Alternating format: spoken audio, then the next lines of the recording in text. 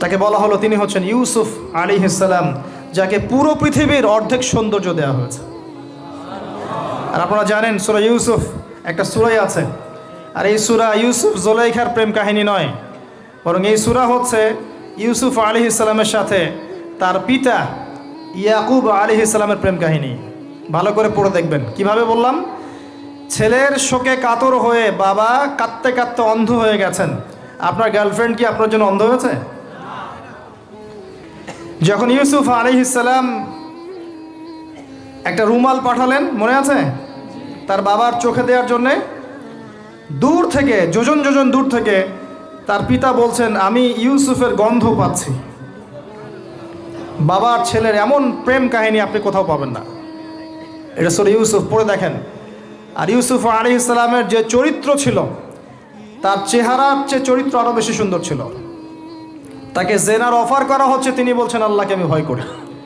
আর যুবকদেরকে আমরা বলতে চাই যে যদি আপনি জেনা থেকে দূরে থাকতে পারেন, যদি শুধু জেনা থেকে দূরে থাকতে পারেন, আল্লাহ পাক আপনার যে কোনো দোয়া কবুল করবে ইনশাআল্লাহ। নিশ্চিত মৌতের হাত থেকে আল্লাহ আপনাকে বাঁচাতে পারেন যদি আপনি জেনা ছাড়তে পারেন।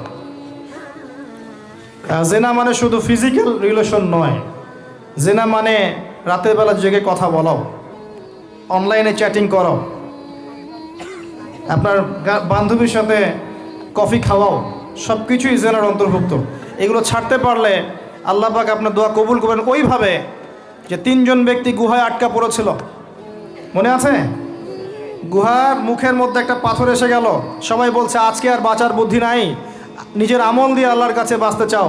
তার মধ্যে একজন বলছে আল্লাহ আমার চাচাতো বোন ছিল, তাকে পেতে চাইতাম, সে রাজি হয়ে গিয়েছিল 100 স্বর্ণ মুদ্রার বিনিময়ে। আমি বসেছি এই খারাপ কাজ করতে তার রানের মাঝখানে, সে ওই সময় বলেছে তুমি আল্লাহকে ভয় করো, আমি মুদ্রাও দিয়ে দিয়েছি, ওখান থেকে আমি জেনা না করে চলে আসছি। আল্লাহ এই কাজ যদি তোমার পছন্দ হয়ে থাকে, আজকে এই মৃত্যুর হাত থেকে আমাকে বাঁচাও। ওই পাথর সরে গেল। এটা দলিল দিলাম, জেনা ছাড়তে পারলে আপনার দোয়া, যে কোনো দোয়া আল্লাহ কবুল করবে ইনশাআল্লাহ। শুধু তাই নয়, আরশে আজিম আল্লাহ পাকের সবচেয়ে বড় সৃষ্টি, এর নিচে আল্লাহ পাক 7 শ্রেণীর মানুষকে ছায়া দিবেন। তার মধ্যে এক শ্রেণী হচ্ছে সেই যুবক যাকে কোনো সুন্দরী নারী আহ্বান করেছে খারাপ কাজ করার জন্যে, উচ্চ বংশের, সে বলেছে আমি আল্লাহকে ভয় করি। পারবেন ইউসুফের মতো হতে? আল্লাহ পাক তৌফিক ইনায়াত করুন, আমিন।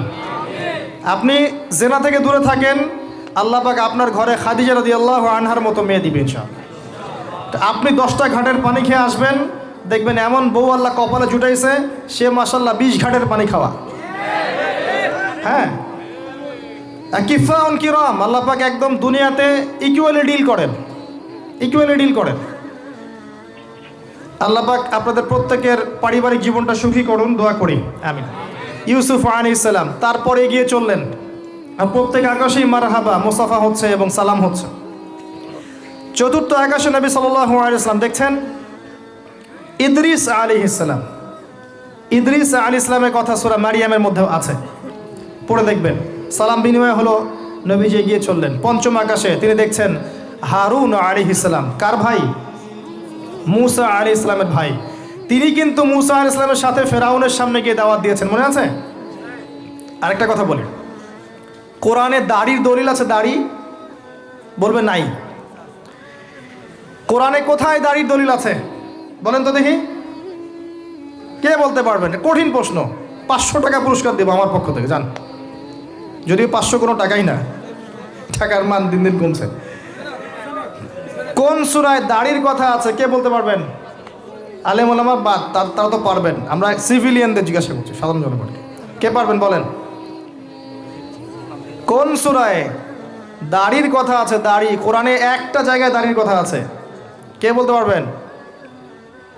দেখছেন, আল কোরআনের আলো ঘরে ঘরে যা আলো, তাই না? স্লোগান দিয়ে কাজ হবে না ভাই, প্রত্যেক ঘরে ঘরে কোরআনওয়ালা মানুষ তৈরি করতে হবে, তারপরে আলো অটোমেটিক ঘরে ঘরে জ্বলবে ইনশাআল্লাহ। আচ্ছা যাক, আমার টাকা বেঁচে গেল। সূরা তহায় আছে। কোথায় আছে? সূরা তহার মধ্যে আছে। একটা জায়গায় দাড়ির কথা আছে, সেটা হচ্ছে হারুন আলাইহিস সালামের দাড়ি। কার দাড়ি? হারুন আলাইহিস সালামের দাড়ি। মুসা আলাইহিস সালাম ফেরাউন থেকে এই যে দলবল নিয়ে পার হওয়ার পরে, বনু ইসরায়েলকে নিয়ে পার হওয়ার পরে আল্লাহ পাক তাকে 40 দিন ডেকেছেন তুর পাহাড়, মনে আছে? তুর পাহাড়ে তিনি গেছেন। এই ফাঁকে বনু ইসরায়েল শিরক করা শুরু করেছে, এই যে বাছুর পূজা শুরু করেছে, মনে আছে? পড়েন নাই কখনো? বাছুর পূজা শুরু করেছে। মুসা আলাইহিস সালাম তাওরাত নিয়ে আসছেন, এসে দেখছেন যে কওমের এই অবস্থা। তিনি রাগে তাওরাত ছুঁড়ে মারলেন। তিনি প্রচণ্ড ব্যক্তিত্ব সম্পন্ন মানুষ ছিলেন, গায়রতওয়ালা, রাগে তাওরাত ছুঁড়ে মারলেন। এবং এসে এই যে হারুন আলাইহিস সালাম যাকে রেখে গিয়েছিলেন যে কওমকে দেখাশোনা করবে, তার দাড়ি চিপে ধরলেন। তুমি থাকতে এরা এই অবস্থায় গেল কিভাবে? এক হাতে দাড়ি, এক হাতে চুল চেপে ধর, তুমি থাকতে এই অবস্থা হইল কিভাবে? সূরা তহা পড়ে দেখেন। তখন হারুন আলাইহিস সালাম বলছেন যে হে আমার ভাই, আমার দাড়ি আর চুল ধরো না, এই একটা জায়গায় আছে। তার মানে দাড়ি পাওয়া যাচ্ছে কোরআনে। কিছু মানুষ তো এখন বলে কোরআন মানি, হাদিস মানি না, তাই না? ওই অজুহাত দিয়ে এখন দাড়ি রাখে না, বলে কোরআনে তো দাড়ির কথা নাই, রাখবো কেন? সুবহানাল্লাহ। আপনারাও কি এটা বিশ্বাস করেন যে আমরা শুধু কোরআন মানবো, হাদিস মানবো না? স্পষ্ট কুফরি, স্পষ্ট কুফরি। কোরআন এবং হাদিস একসাথে মিলেই শরিয়া। শুধু কোরআন মানি, হাদিস মানি না, এটা বলতে গিয়ে সে বোঝাচ্ছে সে আসলে কোরআনও মানে না। কোরআনে আল্লাহ বলেছেন ওয়ামা আতাকুমুর রাসূল ফাখুযুহু, রাসূল যা দিয়েছেন নিয়ে নাও। ওয়ামা নাহাকুম আনহু ফান্তাহু, যা থেকে নিষেধ করেছেন দূরে থাকো। তাহলে সুন্নাহ না মানলে আপনি কিভাবে কোরআন মানবেন? কথা কি বুঝতে পারছেন? আসেন, হারুন আলাইহিস সালাম সালাম বিনিময় হলো, চললেন। তারপরে ষষ্ঠ আসমানে গিয়ে দেখলেন মুসা আলাইহিস সালাম, সেই যে ব্যক্তি। সালাম বিনিময় হলো, চলে যাচ্ছেন, আর মুসা আলাইহিস সালাম কাঁদছেন, কান্না করছেন। জিজ্ঞাসা করা হলো কেন কান্না করছেন? তিনি বললেন আমার পরে একজন যুবক নবী হবে যার উম্মত আমার চেয়ে বেশি জান্নাতে যাবে, এটা চিন্তা করে আমি কান্না করছি। তিনি হচ্ছেন মুহাম্মদুর রাসূলুল্লাহ সাল্লাল্লাহু আলাইহি ওয়াসাল্লাম। তারপরে গিয়ে চললেন সপ্তম আসমান। সেখানে সপ্তম আসমান মানে 7 নম্বর মহাবিশ্ব। সেখানে গিয়ে দেখলেন যে বাইতুল মামুর নামে একটা জায়গা আছে, ঠিক কাবা ঘরের একদম এক্স্যাক্টলি উপরে, একদম সোজা উপরে বাইতুল মামুর নামে একটা জায়গা আছে। এটা হচ্ছে ফেরেশতাদের ইবাদতের জায়গা, তারা সেখানে তাওয়াফ করেন। প্রতিদিন 70,000 ফেরেশতা, প্রতি মুহূর্তে 70,000 ফেরেশতা এখানে তাওয়াফ করে। এবং যার একবার তাওয়াফের সুযোগ হয়েছে সে আর কখনো সুযোগ পাবে না, শেষ। আল্লাহ পাকের ফেরেশতাদের সংখ্যা চিন্তা করেন তাহলে এবার। সেখানকার দেয়ালে হেলান দিয়ে আছেন ইব্রাহিম আলাইহিস সালাম, তার চেহারা একদম মুহাম্মদ সাল্লাল্লাহু আলাইহি ওয়াসাল্লামের মতো। এবং অনেক ছোট ছোট বাচ্চা তার সামনে খেলা করছে। ওই যে বাচ্চা কোরবানির কথা মনে আছে? যেসব মুমিন মুসলিমদের ছোট ছোট বাচ্চা কাচ্চারা নাবালক অবস্থায় মারা যায় না, তাদের আত্মাগুলো সেখানে চলে যায়, তারা সেখানে খেলা করতে থাকে। যারা পিতা পায়নি, যখন পিতার কথা মনে হয় খেলতে খেলতে, তখন তারা ইব্রাহিম আলাইহিস সালামের কাছে দৌড় দেয়। মায়ের কথা মনে হলে তার স্ত্রীর কাছে দৌড় দেয়। আমাদের যাদের সন্তান 2-1জন মারা গেছে, এটা আমাদের পরকালে অ্যাসেট, পরকালের সম্পত্তি। কিয়ামতের মাঠে ওই ছেলে ওই মেয়ে আপনার হাত ধরবে, আঙ্গুল ধরে ফেলে বলবে আল্লাহ আমার বাবাকে মাফ করে দাও, না হলে আমি জান্নাতে যাব না। তাই বেশি বেশি বাচ্চা কাচ্চা নিতে হয় সামর্থ্য অনুযায়ী, আর সামর্থ্য আল্লাহ দিবেন। যখন আপনি 4টা-5টা এরকম করে বাচ্চা কাচ্চা নিবেন, 2-1টা বাচ্চা মারা যেতে পারে, এগুলো আপনার পরকালের সম্পত্তি। এখন তো আমাদের জেনারেশনকে রেস্ট্রিক্টেড করার জন্যে 2টো সন্তানের বেশি নয়, একটি হলে ভালো হয়। সুবহানাল্লাহ। মুসলিমদেরকে চতুর্দিক থেকে চাপে ফেলা, চতুর্দিক থেকে গলা চিপে ধরা। জনশক্তিতে রূপান্তরিত হলে কোনো সমস্যা আছে? চাইনিজদের জনসংখ্যা কত? চায়নার জনসংখ্যা কত? ম্যাক্সিমাম জনগণকে তারা জনশক্তিতে রূপান্তরিত করেছে। এই আপনার পশ্চিমারায় ন্যাটো ম্যাটো যত কিছু আছে, চায়নার এগেনস্টে কথা বলুক দেখি কত বড় সাহস। সারা বিশ্বকে নিয়ন্ত্রণ করে ফেলছে ওরা এখন। তারা তো আর তারা যখন দেখেছে যে আমাদের আর প্রয়োজন নাই, তখন তারা একটা লস দিয়েছে ওদের কান্ট্রিতে, এটা মুসলিমদের জন্য প্রযোজ্য নয়। যাই হোক, সন্তান সন্ততি ওখানে গিয়ে মারা গেলে আপনার অ্যাসেট। এরপরে আসেন যারা ইচ্ছা করে সন্তান হত্যা করছে, গর্ভের সন্তান যখন জানছে যে এটা মেয়ে তখন তাকে ফেলে দিচ্ছে। আবার অবৈধ সন্তান যারা অ্যাবর্শন করে নষ্ট করছে, এই যে হত্যাগুলো, এই প্রাণগুলোকে আল্লাহ পাক কিয়ামতের মাঠে জীবন্ত করবেন এবং তাদেরকে দেখিয়ে ওই ব্যক্তিদেরকে চার্জ করা হবে যে কি অপরাধে তাকে হত্যা করা হয়েছে। সতর্ক হয়ে যান। আল্লাহ পাক এটাও বলেছেন, দারিদ্র্যের ভয়ে সন্তানকে হত্যা করো না, রিজিক আল্লাহ দিবেন ইনশাআল্লাহ। এই সমুদ্রের কোটি কোটি মাছকে আল্লাহ পাক খাওয়াতে পারলে আপনাকে আমাকেও খাওয়াতে পারবে ইনশাআল্লাহ, যদি না আমরা আমাদের রিজিকটা সংকুচিত করে ফেলি। মানুষের রিজিক কেড়ে খাচ্ছে সুদের মধ্য দিয়ে, মানুষের রিজিক কেড়ে খাচ্ছে সুদের মধ্য দিয়ে, অন্য কোনো বিষয় নাই, সুদ, রিবা। আসেন, সপ্তম আসমানে এই অবস্থা। এরপরে নবী সাল্লাল্লাহু আলাইহি সাল্লামকে আরও সামনে নিয়ে যাওয়া হলো। এই জায়গার নাম সিদরাতুল মুনতাহা। কি নাম? সর্বশেষ জায়গা, যেখানে জিবরাইল আলাইহিস সালামও এর উপরে আর যেতে পারেন না। যদিও জিবরাইল আলাইহিস সালাম ফেরেশতাদের সর্দার, তিনিও যেতে পারেন না। তারপরে আরেকটা জগৎ আছে, ওই জগৎ থেকে আদেশ এই সিদরাতুল মুনতাহা পর্যন্ত আসে, এখান থেকে কালেক্ট করে নিচে নামানো হয়। আবার এখান থেকে কোনো আদেশ বা কোনো আদেশ না, এখান থেকে কোনো ফলাফল মুনতাহা পর্যন্ত নিয়ে যাওয়া হয়, সেখান থেকে উপরে তুলে নেওয়া হয়। ওটা একটা বর্ডার, কথা বুঝতে পারছেন? এটা একটা বর্ডার, নো ম্যানস ল্যান্ড। এই জায়গায় গিয়ে জিবরাইল আলাইহিস সালাম নিজের আকৃতিতে আসলেন, 600টা পাখা। কতগুলো পাখা? 600 পাখা। নবী সাল্লাল্লাহু আলাইহি ওয়াসাল্লাম একটু বিব্রত বোধ করছিলেন, তিনি আবার আগের রূপে ফিরে আসলেন। এই জায়গায় বাহন চেঞ্জ করা হলো।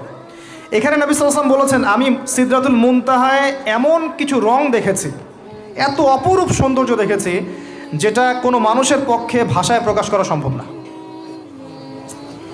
এটা শেষ সীমানা এবং এটা একটা বড়াই গাছের মতো দেখতে, সরি বড়ই গাছ, বড়াই গাছ না, আসলে বড়ই গাছের, কুল গাছের মতো দেখতে।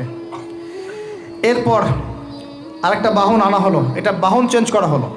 এবার তিনি আরও ঊর্ধ্বে উঠে যাচ্ছেন, উঠছেন। একটা পর্যায়ে ওই জগতে যে ফেরেশতারা আছেন যারা আল্লাহ পাকের আদেশ লিখছেন, ওই আদেশগুলো লিখার যে কলমের খসখস শব্দ, এটা নবীজি শুনতে পারলেন। সুবহানাল্লাহ। নূরের পর্দার কাছাকাছি তাকে নিয়ে যাওয়া হলো, একদম আল্লাহ পাকের কাছাকাছি, আরও সে আজিমের কাছাকাছি। এখানে আল্লাহ রাব্বুল আলামিন সরাসরি তার সাথে কথা বললেন, যা ওহী করার তা করলেন এবং স্পেশালি 3টা গিফট বা হাদিয়া দিলেন। কয়টা? 1 নাম্বার 50 ওয়াক্ত নামাজ। কত ওয়াক্ত? 2 নাম্বার সূরা বাকারার শেষের 3 আয়াত, সূরা বাকারার শেষের 3 আয়াত। আর 3 নাম্বার হচ্ছে একটা ঘোষণা, হে নবী মুহাম্মদ সাল্লাল্লাহু আলাইহি ওয়াসাল্লাম, তোমার উম্মতের কোনো ব্যক্তি যদি আমার সাথে শিরক না করে মারা যায়, আমি তাকে জান্নাতে দিয়ে দিব ইনশাআল্লাহ। আজকে এই মেরাজুন নবী নিয়ে অনেক আলোচনা হবে, কিন্তু আলোচনা হওয়ার পরে আমরা যদি এই নামাজের পাবন না হতে পারি, সূরা বাকারার শিক্ষা নিতে না পারি, বা শেষের আয়াত মুখস্থ করতে না পারি, শিরক ছাড়তে না পারি, আদতে আলোচনার কোনো ফায়দা নেই। কথা বুঝতে পারছেন? এখানকার 3টা মৌলিক হাদিয়া তিনি নিয়ে আসছেন। এবার নিচে নামছেন, ওই যে 6ষ্ঠ আসমানে অপেক্ষা করছেন কে? মুসা আলাইহিস সালাম। কোথায় যাচ্ছেন? এই কি হলো আল্লাহর সাথে কথাবার্তা, এই হয়েছে। কি দিয়েছে আপনাকে? 50 ওয়াক্ত নামাজ। বলেন কি 50 ওয়াক্ত নামাজ? আমার উম্মতের 2 ওয়াক্ত নামাজ ছিল, পড়তে পারে নাই। পারবেন আপনার উম্মত, আপনি ফিরে যান, নামাজ কমিয়ে নিয়ে আসেন। লজ্জাবোধ করলেন নবী সাল্লাল্লাহু আলাইহি ওয়াসাল্লাম, তাও ফিরে গেলেন। 50 থেকে 45, 45 থেকে 40, 40 থেকে 35, করতে 5। এবারও মুসা আলাইহিস সালাম বলছেন ফিরে যান, পারবেন আপনার উম্মত। মুসা আলাইহিস সালাম কত দূরদর্শী ছিলেন দেখেন, পারে উম্মত? ম্যাক্সিমামই তো পারে না, কথা ঠিক আছে না? ম্যাক্সিমাম উম্মতই কিন্তু পারছে না 5 ওয়াক্ত নামাজ পড়তে। তো মুসা আলাইহিস সালামের দূরদর্শিতা ঠিকই ছিল, পারবেন আপনার উম্মত। তিনি লজ্জাবোধ করলেন। আল্লাহ পাক বললেন, তোমার উম্মতের জন্য 5 ওয়াক্তই ফিক্স করলাম, কিন্তু যদি 5 ওয়াক্ত তারা ঠিকঠাক মতো আদায় করে 50-এর নেকি দিয়ে দিব ইনশাআল্লাহ। এবং আরেকটা ঘোষণা দিলেন, সেটা হচ্ছে যে তোমার উম্মতের যে কোনো ভালো কাজকে 10 দিয়ে গুণ করে দেওয়া হবে। একটা নেকির কাজ করবেন 10 গুণ বৃদ্ধি করা হবে, কিন্তু একটা গুনাহ করলে 10 দিয়ে গুণ করা হবে না, একই থেকে যাবে।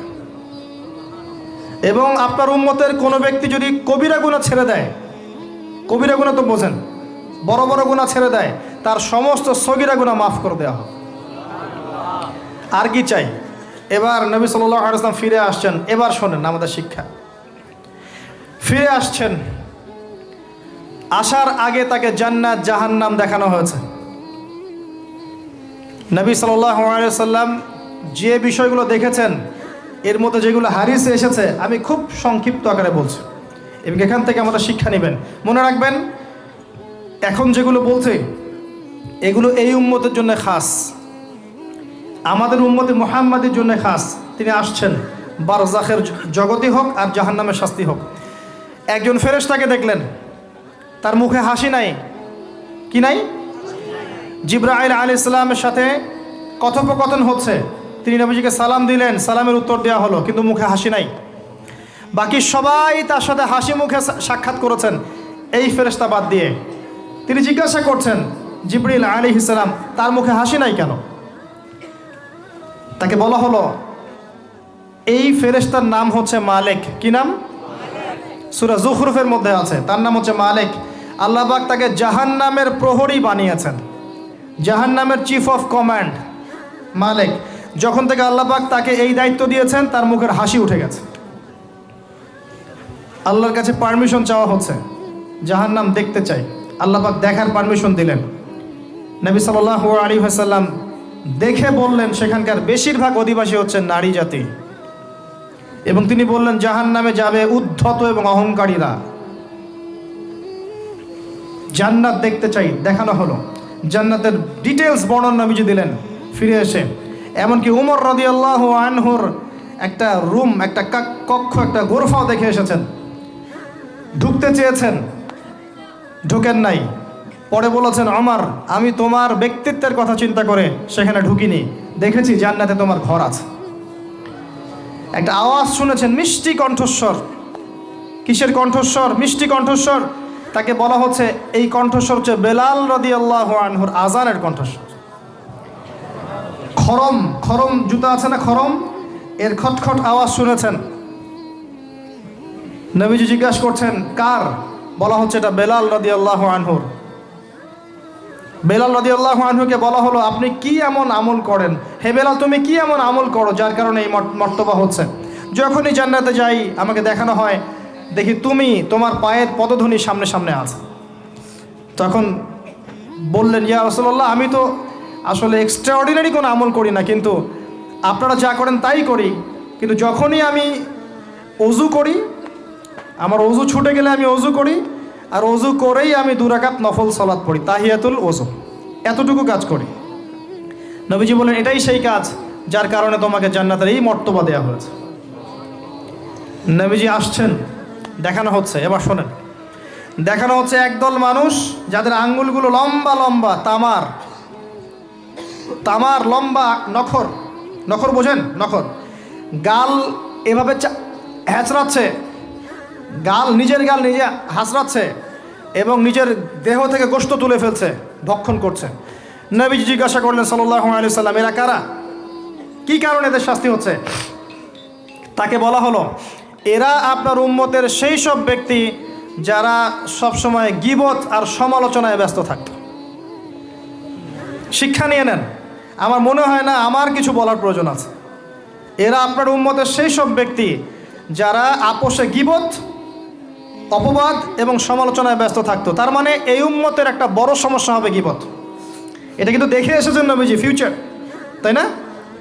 এটা বারজাখের শাস্তি চলছে, এটা অন্য একটা জগৎ যেটাকে আপনি এখানকার সময় স্থানকাল দিয়ে ব্যাখ্যা করতে পারবেন না। এটা টাইম ট্রাভেলিংয়ের মতো। নবীজি আসছেন সাল্লাল্লাহু আলাইহি ওয়াসাল্লাম, দেখছেন, listen to me very carefully. এবার নবীজি দেখছেন এক শ্রেণীর মানুষ, পেট এইরকম ফোলা, অট্টালিকার মতো পেট ফোলা, আর ভিতরে সাপ কিলবিল করছে। এবং এদেরকে রক্তের নদীতে ফেলে মাথাটা ফাটিয়ে দেওয়া হচ্ছে। নবী জিজ্ঞাসা করলেন সাল্লাল্লাহু আলাইহি ওয়াসাল্লাম, এরা কারা? মর্মান্তিক শাস্তি দেওয়া হচ্ছে, এরা কারা? এরকম শাস্তি দেয়া হচ্ছে, আপনি দেখলে আপনার কেমন লাগবে? নবীজিকে বলা হচ্ছে সাল্লাল্লাহু আলাইহি ওয়াসাল্লাম, এরা আপনার উম্মতের এইসব ব্যক্তি যারা ছিল সুদখোর, রিবাখোর। মানে এই উম্মতের অন্যতম বড় সমস্যা হবে রিবা, যেটা আমি বলেছি, প্রতিটা সেক্টরে রিবা। সবচেয়ে নিম্ন পাপ নিজের মায়ের সাথে জেনা করা, সবচেয়ে উচ্চ পাপ আল্লাহ এবং তার রাসূলের সাথে যুদ্ধ করা, এটা হলো সুদ। এবং এর বাস্তবতা হচ্ছে এই, ধনী দিন দিন ধনী হবে, গরিব দিন দিন গরিব হবে, এটা বাস্তবতা। রক্ত চুষে খাওয়া হয়, এই কারণে রক্তের নদীতে ফেলা হয়েছে। এবং সাপ খেয়েছে তারা, সাপ খেয়ে পেট ফুলিয়ে ফেলেছে। আমার মনে হয় না ব্যাখ্যা করার প্রয়োজন আছে। আর একটা হাদিস আগেই বলেছি, যে দেয়, যে নেয়, যে সাক্ষী থাকে, যে লিখে রাখে, সবাইকে সমানভাবে লানত করেছেন নবী সাল্লাল্লাহু আলাইহি ওয়াসাল্লাম। নবীর লানত নিয়ে হাউজে কাউসারের পানি কোশ্চিন কালো পাবেন না, কবরের উত্তর দিতে পারবেন না। এমনকি এই নবী সাল্লাল্লাহু আলাইহি ওয়াসাল্লামের সুপারিশ আপনার কপালে নাও জুটতে পারে, সতর্ক হয়ে যান। না খেয়ে থাকেন, সুদ খায়েন না। না খেতে খেতে না খেয়ে মারা যান, তাও সুদ খায়েন না। আর যদি আপনি আল্লাহর জন্য ছাড়তে পারেন, আল্লাহর জন্য ছেড়ে দেন, আল্লাহ পাক আপনাকে বেহিসাব রিজিক দেবে ইনশাআল্লাহ। যাররা পরিমাণ সন্দেহ করবেন না যে আল্লাহ কি দিবেন না দিবেন না, আল্লাহ পাক অবশ্যই দিবেন ইনশাআল্লাহ। ওয়া মান ইয়াতাওয়াক্কাল আলাল্লাহ ফাহুয়া হাসবুহ, যে আল্লাহর উপর তাওয়াক্কুল করে আল্লাহ পাক একাই তার জন্য যথেষ্ট। আল্লাহ পাক যথেষ্ট। ওয়া ইয়ারযুকু মান ইয়াশা বিগাইরি হিসাব, আল্লাহ পাক বেহিসাব রিজিক দেন যাকে চান। মিন হাইসু লা ইয়াহতাসিব, এমন উৎস থেকে রিজিক দিবেন যে সে কল্পনাও করে নাই। ছেড়ে দেন। কিন্তু বিশ্বের শুরু থেকে নিচ পর্যন্ত রিবা দিয়ে ভর্তি। একটা ছোট্ট গ্রামে যাবেন, দেখবেন একাধিক সুদী এনজিও কাজ করছে। এখন মা বোনরাও খুব বেশি সুদ খায়, ব্যাংকের মধ্য দিয়ে, সমিতির মধ্য দিয়ে, এইটা ওইটা ছল চাতুরি ঘুরিয়ে ফিরে কতভাবে যে খাওয়া হয় আল্লাহ ভালো জানেন। আল্লাহ পাক আমাদেরকে এই মহামারী থেকে হেফাজত করুন।